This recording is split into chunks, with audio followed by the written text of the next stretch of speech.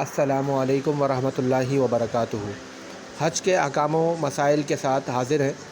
حج کا لفظی معنی ارادہ کرنا یا قصد کرنا ہے، اور شریعت کی اصطلاح میں مخصوص ایام میں عبادت کی نیت سے حالت احرام میں وقوف عرفہ اور طواف زیارت اور دیگر مناسک حج ادا کرنا حج کہلاتا ہے۔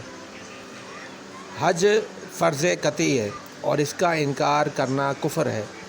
حج اسلام کا ایک بنیادی رکن ہے اور ہر اس مرد اور عورت پر فرض ہے جو اس کی طاقت رکھتا ہے۔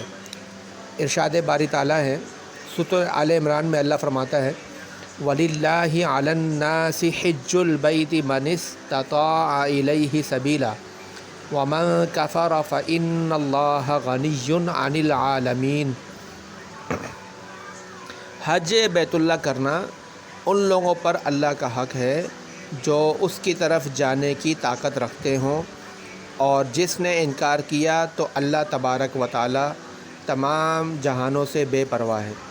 اس آیہ مبارکہ سے ثابت ہوا کہ حج فرض ہے اور اس کا انکار کفر ہے، اور جب حج کرنے کی قدرت موجود ہو تو اسے فوراً کر لینا چاہیے، کیونکہ رسول اکرم صلی اللہ علیہ وسلم کا فرمان ہے، مسند احمد میں اور سنن ابن ماجہ میں منقول ہے کہ جس پر حج فرض ہو اور وہ جلدی حج کر لے، کیونکہ ہو سکتا ہے وہ بعد میں بیمار پڑ جائے یا اس کی کوئی چیز گم ہو جائے یا کوئی ضرورت پیش آ جائے، یعنی اسے ڈیلے نہیں کرنا چاہیے۔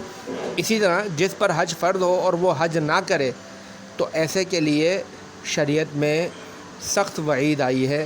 سنن ترمذی اور بیہقی کی روایت ہے، حضرت علی المرتضیٰ شیر خدا رضی اللہ تعالی عنہ روایت فرماتے ہیں کہ رسول اکرم صلی اللہ علیہ وسلم نے فرمایا کہ جو شخص حج کی استطاعت رکھے لیکن حج نہ کرے، اس پر کوئی افسوس نہیں کہ وہ یہودی ہو کر مرے یا نصرانی ہو کر مرے۔ کتنی بڑی بات! اللہ تعالیٰ سب کو توفیق عطا فرمائے۔